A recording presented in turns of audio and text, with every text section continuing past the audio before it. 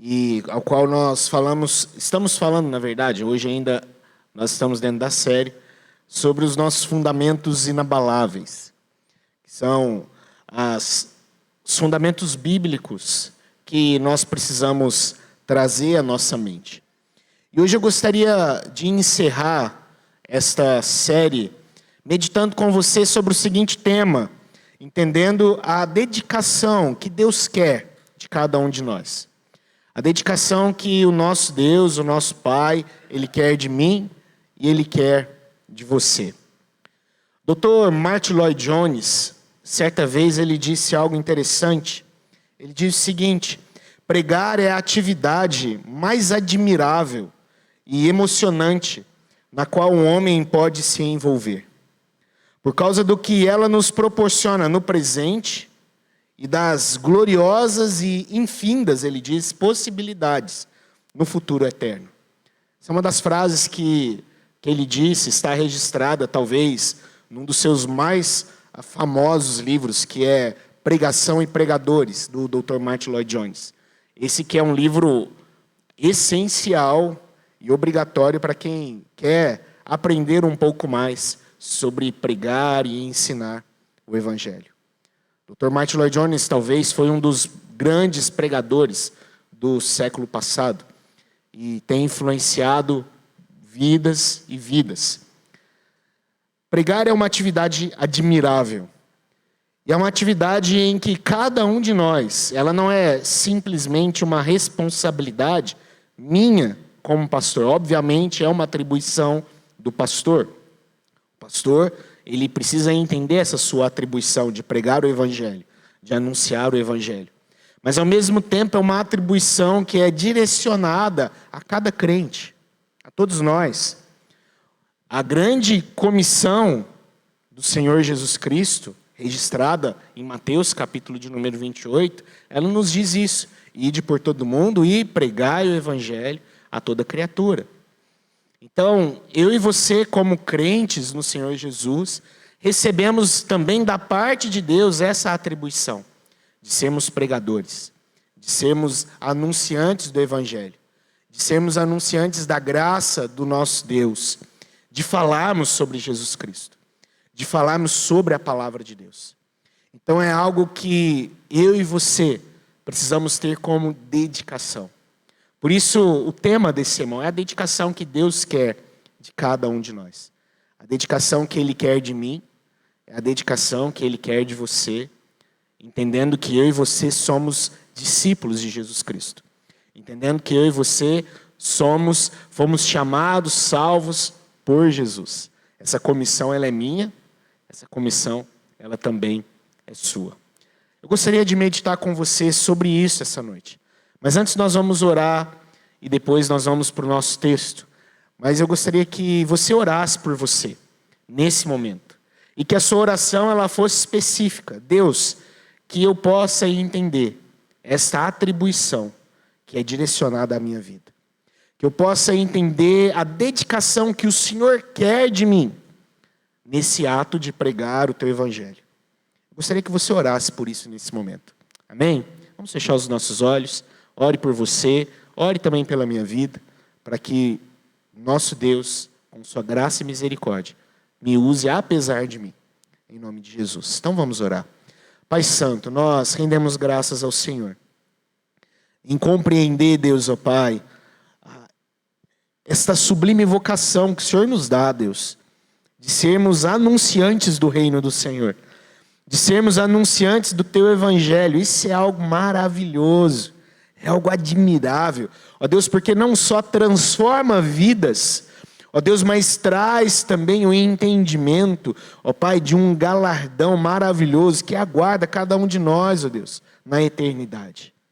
Ó Deus, ó Pai, é o Evangelho do Senhor, é a pregação da Tua Palavra que nos instrui e traz e produz em nós essa esperança. Ó Deus, em nome de Jesus. Ó Pai, que nós não venhamos negligenciar esta atribuição, Pai. Mas possamos sim nos empenhar nela e nos dedicar, porque é a dedicação que o Senhor quer de mim. É a dedicação que o Senhor quer, ó Pai, dos meus irmãos que estão aqui. Ó Deus, de se voltar para a Tua Palavra. E não só se voltar para ela, mas a instruir, ensiná-la, anunciá-la nos quatro cantos. Para que lá no final, Deus, nós possamos presenciar, e esta é a certeza que nós temos, de que um dia de toda língua, povo e nação estarão ali reunidos. Ó Pai, pessoas que ouviram o Teu Evangelho, pessoas que ouviram a Tua Palavra e entregaram, ó Pai, a vida a Cristo. Os escolhidos do Senhor, os salvos do Senhor, os eleitos do Senhor. Que um dia juntos, em uníssono, em uma só voz, como um grande coral, estarão diante do Cordeiro, adorando por toda a eternidade. Ó Deus, em nome de Jesus, que possamos anunciar estas boas novas, em nome de Jesus Cristo. Fala conosco, fala aos nossos corações. E ó Deus, em nome de Jesus, usa a minha vida, com Tua graça e com Teu amor, é o que nós oramos, em nome de Jesus. Amém e amém. Louvado seja o nosso Deus. Queridos, por causa da persistência, da idolatria e da apostasia de Israel, por causa da desobediência tão grande que Israel teve, ele foi levado para o exílio pelos babilônicos. A gente conhece muito bem essa história. O povo de Israel sofreu muito as consequências dos seus erros, da sua idolatria e dos seus pecados. No ano de número 604 até o ano de 562 a.C., Nabucodonosor, ali com o Império Babilônico,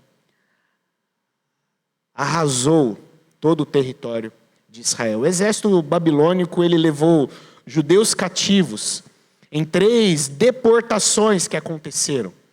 Nós tivemos uma primeira deportação no ano 605, uma outra no ano 597, e a última deportação que aconteceu no ano 587 a.C. Os babilônicos, eles não apenas levaram o povo, não apenas destruíram as portas da cidade, boa parte da cidade, os muros, mas destruíram também o centro religioso da nação de Israel.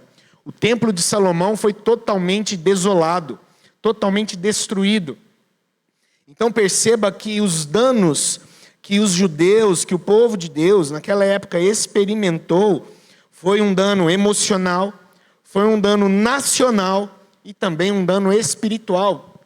Tudo isso, todas essas esferas do cotidiano, da vida de Israel foram destruídas pelo avanço do exército babilônico nesse período. Tudo foi arrasado, tudo foi destruído. Além de Nabucodonosor afirmar o seu poder sobre aquela nação, Nabucodonosor também construiu, elevou grandes monumentos, pontes enormes foram construídas por Nabucodonosor. Zigurates enormes foram construídos por Nabucodonosor. E além de tudo isso, um templo enorme, gigantesco, ao qual ali eles adoravam ao deus Marduk, foi também construído por Nabucodonosor. Templo no qual os próprios utensílios da casa de Deus eram também utilizados ali naquele local. Para adoração, para depravação, para promiscuidades que eram realizadas ali naquele local. Os danos por causa do pecado daquela nação, da idolatria de Israel, foram enormes e foram provocados e causados com o início ali da invasão babilônica. Os descendentes de Nabucodonosor também foram terríveis, mas não conseguiram suceder ao seu pai e a destruição que Nabucodonosor causou nos seus 42 anos de reinado. Logo após tudo isso, houve um personagem também importante no meio de toda essa história. É uma segunda figura que eu posso levantar aqui, e depois você vai entender um pouquinho de eu estar falando sobre tudo isso. Uma outra figura foi o imperador Ciro, que talvez foi a grande pedra no caminho do Império Babilônico. Ciro é o fundador, é o grande fundador do Império Persa. E esses foram os grandes inimigos da Babilônia. Ciro, ele elevou um grande exército. Ele se tornou rei de Elão, aproximadamente no ano 559 a.C. Após Ciro ter derrotado o rei do Império Lídio, que aconteceu em 546, ele voltou então a sua atenção para a Babilônia. E ele percebeu que dentro desse seu plano de domínio global, havia apenas um reino diante dele, que poderia talvez igualar em força, poder, economia ao Império Persa, e esse império era o Império Babilônico. E a história então diz que Ciro resolve marchar contra a Babilônia. E após um grande tempo de batalhas sangrentas, a história vai nos dizer que em 12 de outubro de 539 a.C., ali o Império Persa, ele sobrepõe, ele destrói o Império Babilônico. O rei Ciro ele vai morrer poucos anos depois, 9 anos depois, ele morre enquanto ele buscava mais e mais terras para o seu império gigantesco, o Império Persa. Por que eu estou contando tudo isso? Porque o personagem da nossa narrativa, ao qual nós iremos nos voltar para ele nesse momento, ele está inserido dentro desse contexto. Ele está inserido dentro desse contexto onde a Babilônia cai, o Império Persa ele renasce, ele cresce, ele sobrepõe o Império Babilônico, e o Império Persa ele traz consigo algumas diferenças do Império Babilônico, e o nosso personagem, que está narrado aí em Esdras, capítulo 7, verso de número 10, se encontra. E o nosso personagem é o próprio Esdras. Esdras 7:10. Eu gostaria de ler apenas esse versículo com você essa noite.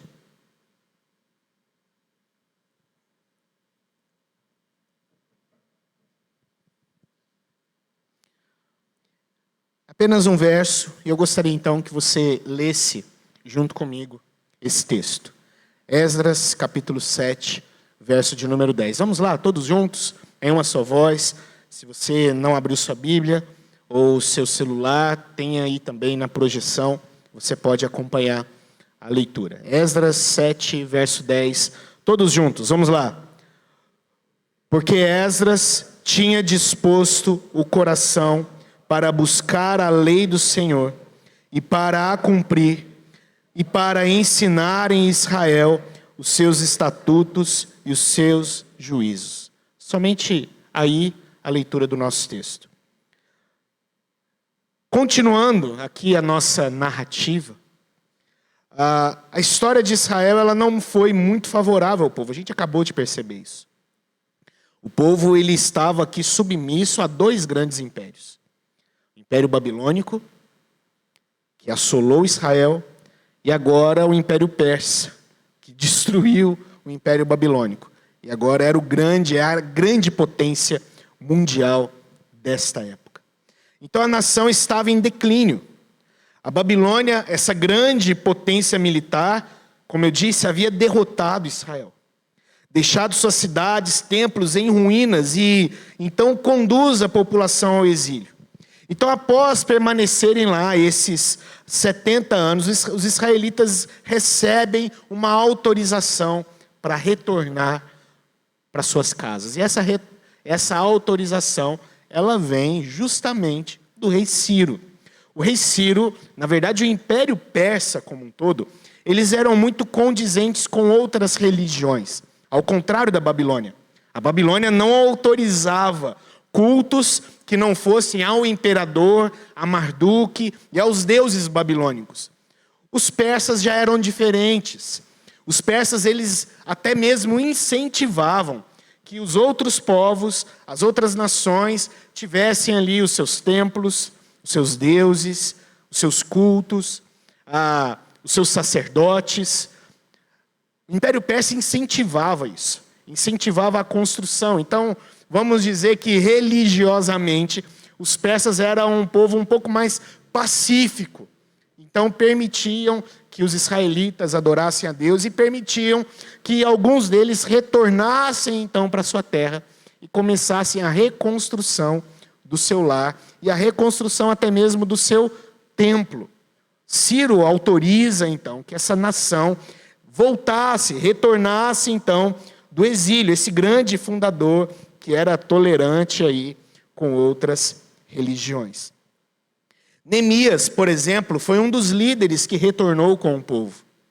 O livro que segue aí o nosso livro, o livro de Neemias, ele então é um desses líderes, ele que vai retornar com os israelitas para a sua pátria.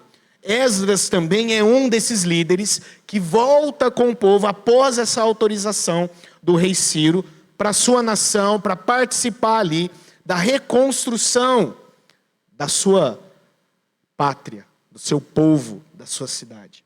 O livro de Esdras, querido, ele é dividido em algumas seções. A gente pode encontrar nele duas seções principais. A primeira seção do livro ela vai do capítulo 1 até o capítulo de número 6, que vão dizer a respeito da restauração realizada por Deus e pelo povo na terra.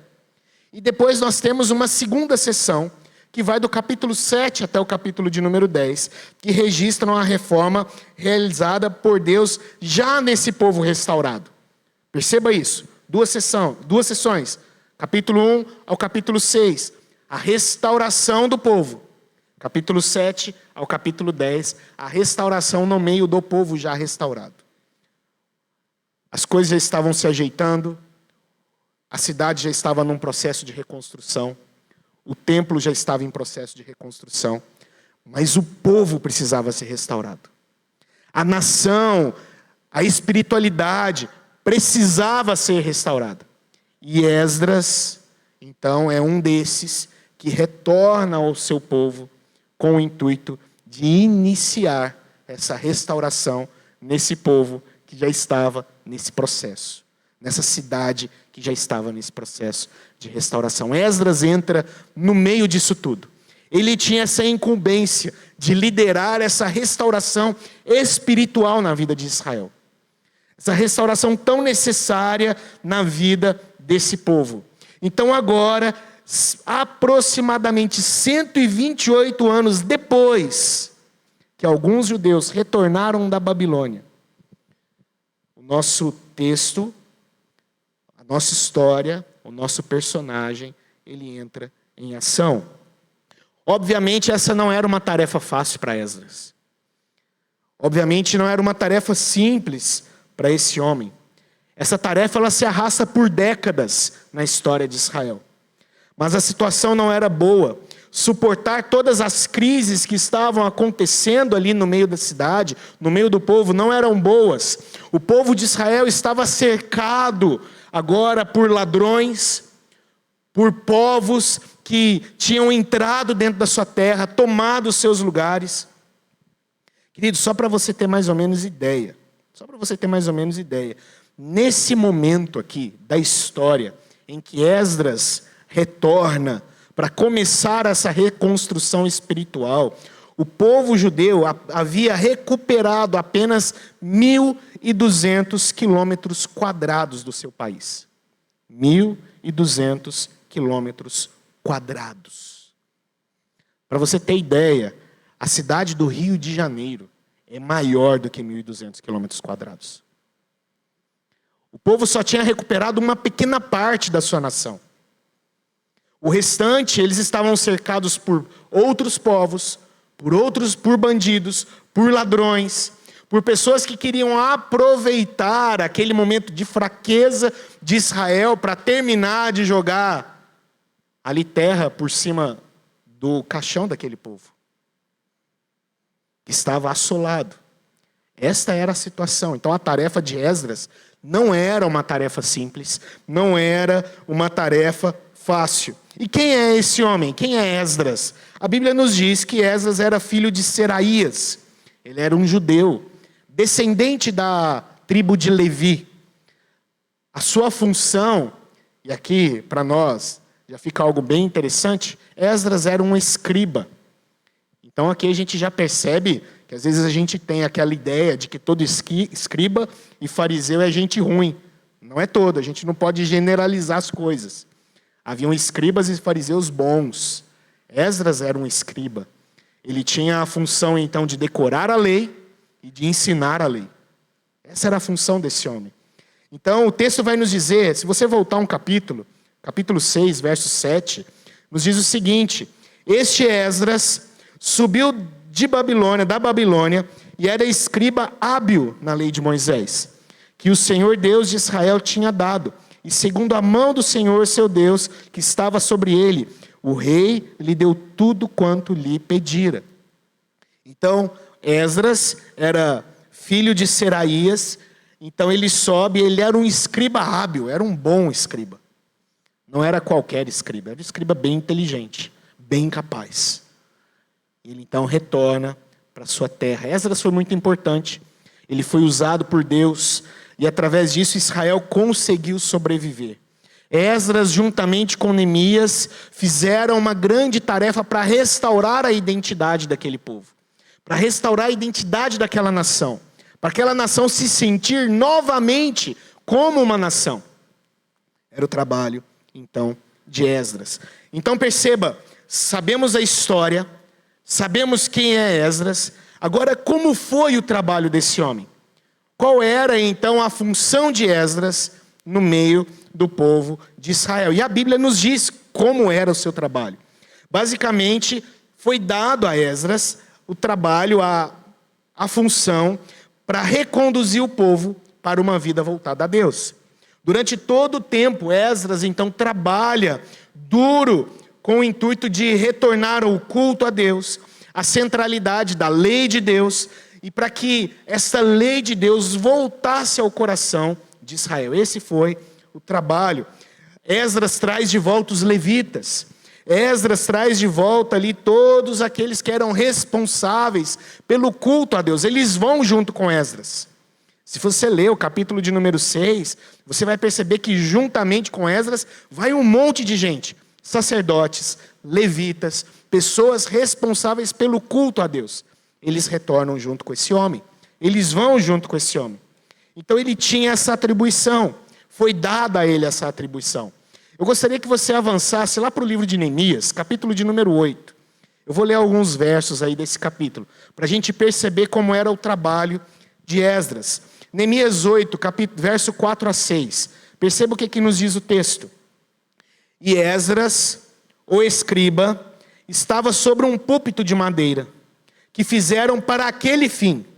Estava em pé, junto a ele, à sua mão direita, Matitias, Sema, Anaías, Urias, Ilquias, Maacéias, e à sua mão esquerda, Pedaías, Misael, Melquias, Hassum, Rasbadana, Zacarias e Mesulão.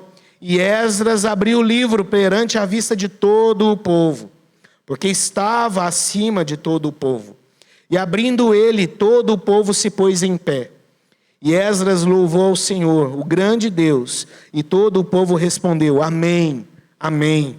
Levantando as suas mãos e inclinaram suas cabeças e adoraram ao Senhor com os rostos em terra.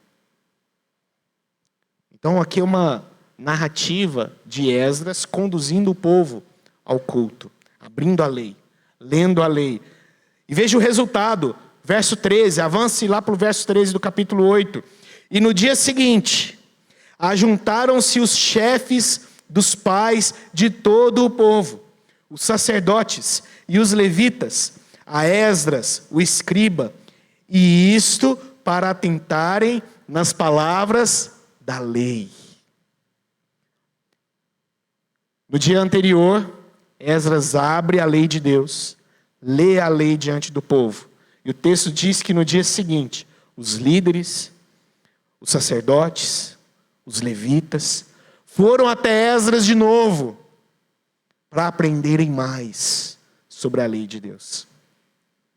E foi assim durante todo o ministério de Esdras. Vai lá para o capítulo do verso 18, 8:18, veja o que diz. E de dia em dia, Esdras leu no livro da lei de Deus, desde o primeiro dia até o derradeiro. Isto acontecia diariamente na vida de Esdras, no trabalho de Esdras, no meio do povo. Essa era a função desse homem. Restaurar a centralidade da lei de Deus no meio do povo. Centralizar, trazer de volta ao coração daquela nação. Estava perdida, desolada, precisava de orientações. A função desse homem é essa. E o nosso texto, ele diz: Esdras tinha disposto o coração para buscar a lei do Senhor, para cumprir, para ensinar Israel os seus estatutos e os seus juízos. Esta era a disposição do coração de Esdras. Talvez se a gente tenha um versículo chave, versículo central do livro de Esdras, com toda certeza. Capítulo 7, verso 10. Que mostra o intuito do coração desse homem. Queridos, eu gostaria de trazer algumas aplicações para nós, diante disso que nós estamos percebendo nas Escrituras. Nós temos aqui um sacerdote estudioso, um estudioso das Escrituras, dedicado, não daquele tipo que se isola, aquele que vai para o deserto, fica longe de todo mundo, busca conhecimento só para ele. Não, Esdras não era desses. Não era desses. Um homem com fé, com coragem profunda, para liderar uma jornada de 4 meses, por quase 1.500 quilômetros, saindo de um país e indo para o seu país completamente desolado. Mas ele tinha uma disposição no seu coração. Buscar a lei de Deus e ensinar essa lei. Era a disposição da vida desse homem. Por trás deste erudito havia uma alma comprometida em ajudar as pessoas a viverem de acordo com a palavra de Deus. Por trás da vida desse homem estudioso havia um coração que queimava por ver vidas conhecendo o Evangelho e conhecendo a palavra de Deus. Por trás da vida desse estudioso, talvez o Martyn Lloyd-Jones dos seus dias, na verdade, bem maior do que Martyn Lloyd-Jones, dos seus tempos. E o nosso texto resume muito bem essa inclinação, porque Esdras pôs no coração o propósito de buscar a lei do Senhor, de cumprir a lei do Senhor e ensinar em Israel os seus estatutos e os seus juízos. O que a gente pode aprender desse texto, queridos? O que nós aprendemos com a vida desse homem? O que nós aprendemos com quem é Esdras? O que nós aprendemos com a história, com aquilo que ele fez, com as suas atribuições? Nós percebemos alguns princípios muito importantes aqui para todos nós. E que dentro desse nosso grande propósito, entendendo como nós estamos trabalhando aqui dentro do nosso tema, a dedicação que Deus quer de cada um de nós. O que a gente aprende, então, com a história, com a vida desse homem? O nosso texto, ele traz para nós todas as aplicações aqui necessárias. A primeira coisa que eu e você aprendemos aqui é uma dedicação que começa com uma disposição no meu coração. Ela precisa iniciar com um coração disposto, um coração pronto a poder se levantar, sair de uma zona de conforto e ser um instrumento de Deus. Começa com essa disposição. Esdras estava disposto a atravessar toda aquela terra. Ele estava disposto. A ideia de disposição aqui no original, no hebraico, traz para mim uma ideia de uma firmeza.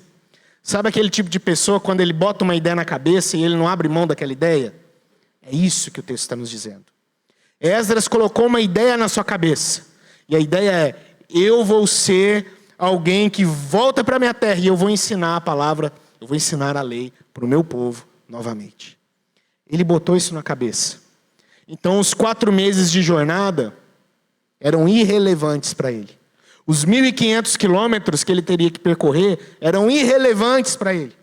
Chegar numa nação completamente desolada, para ele era irrelevante. Ele não se importava, porque ele tinha uma disposição no seu coração. Ele entendeu a sua responsabilidade. Ele entendeu a sua atribuição.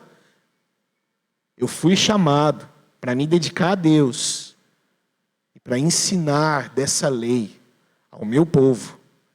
É para isso que eu existo. Esse é o meu propósito. Essa é a minha vocação.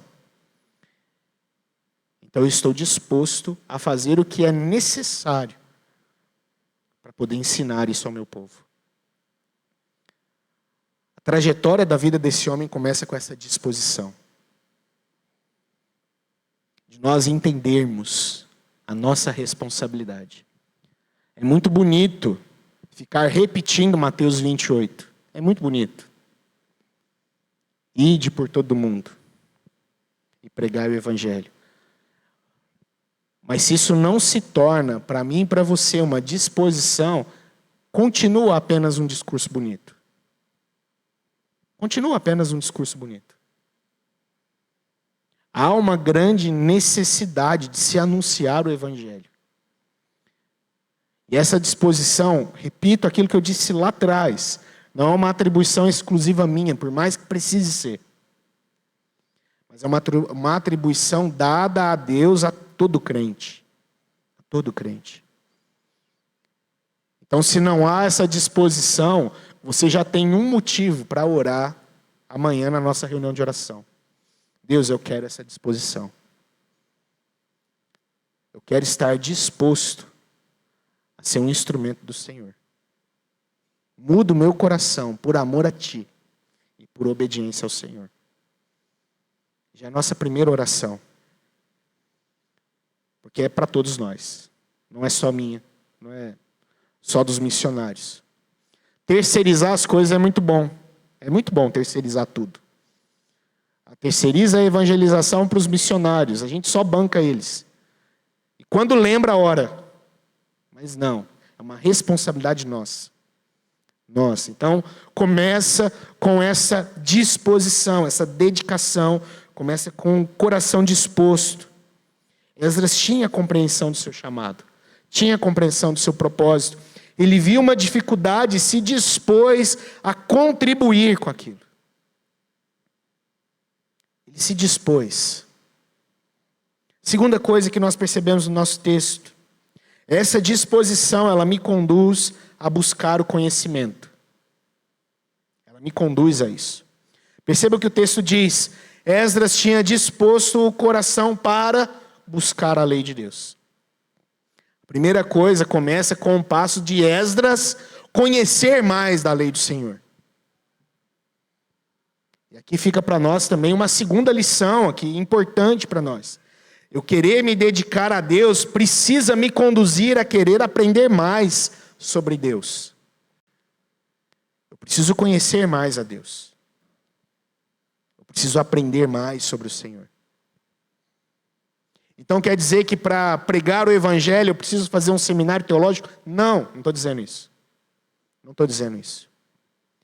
Mas o que eu estou dizendo é que se eu tenho essa disposição no meu coração, eu preciso juntamente com isso anexar um conhecimento profundo de quem é Deus. Isso vem com leitura, isso vem com vida devocional, isso vem com oração. São ferramentas que você tem em casa para fazer todos os dias.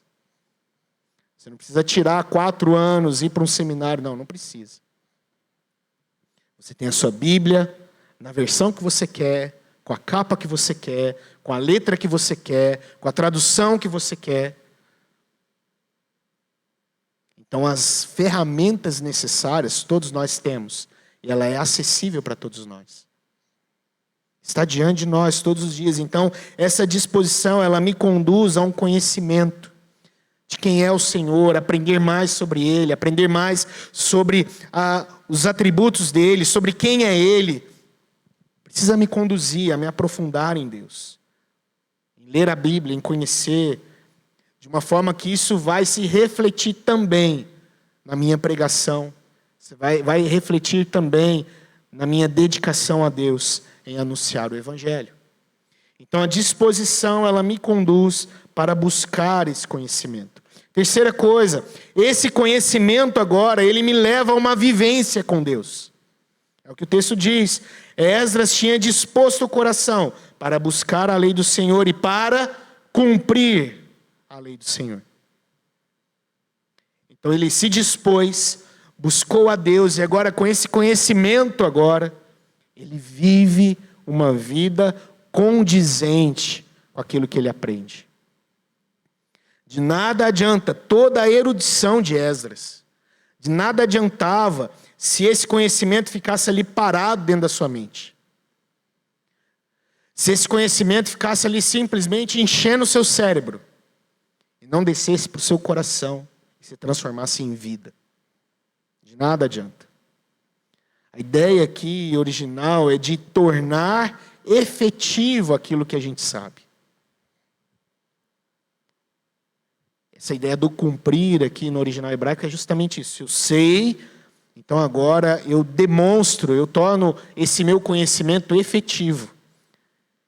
Eu apresento com a minha vida que esse conhecimento de fato é verdadeiro. É justamente isso. Esdras mostra então, ele aplica isso que ele sabe, toda a teologia. E aqui é algo interessante e importante para todos nós. A teologia, ela precisa andar junto com a vida. Precisa estar junto, caminhando junto. De nada adianta, como eu disse, saber tudo e não viver nada. De nada adianta.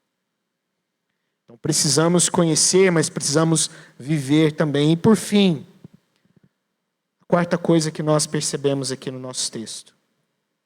O conhecimento adquirido, o conhecimento aplicado, ele deve ser compartilhado.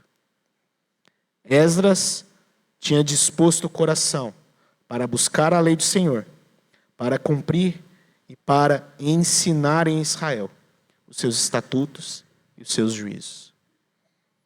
O ensinar estava presente na vida desse homem. Estava totalmente presente.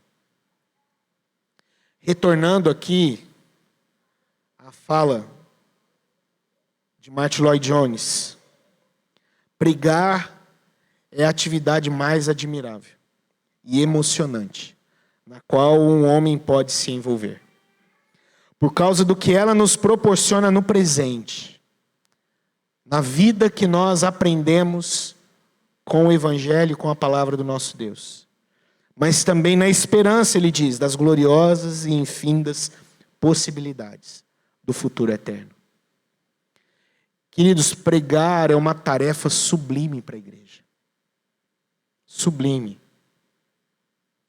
Hoje pela manhã, nós aprendemos algo muito importante da parte do nosso Deus, na nossa escola bíblica dominical.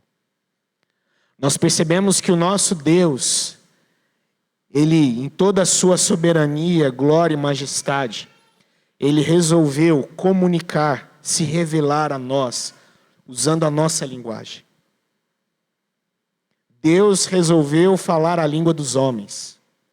E nós hoje temos a Bíblia diante de nós, que é a revelação de Deus, falada no nosso idioma, de uma forma totalmente compreensível.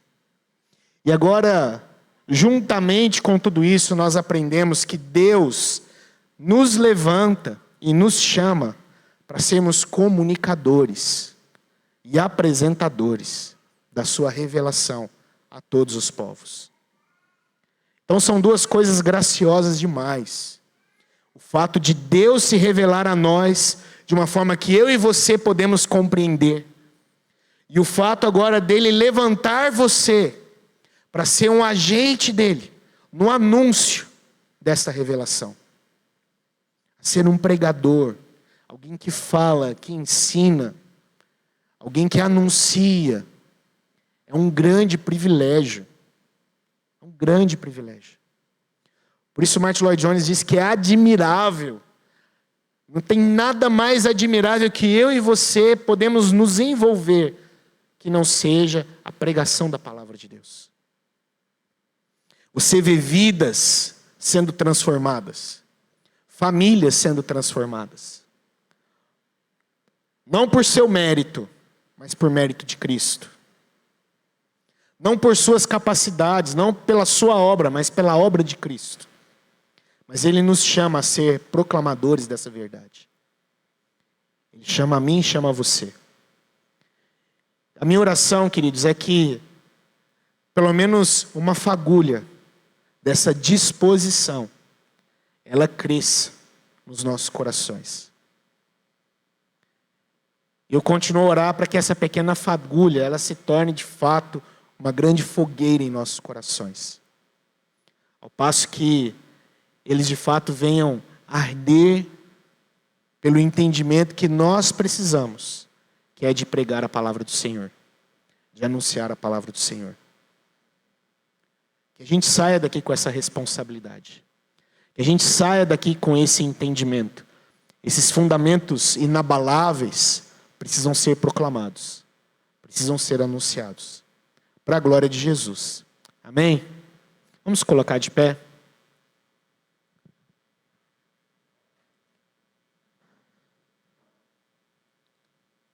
Vamos colocar de pé, vamos fechar os nossos olhos. Enquanto isso, o nosso grupo de louvor vai se posicionar, vai nos conduzir em mais uma canção de adoração a Deus. Mas eu gostaria que você, mais uma vez, orasse por você nesse momento.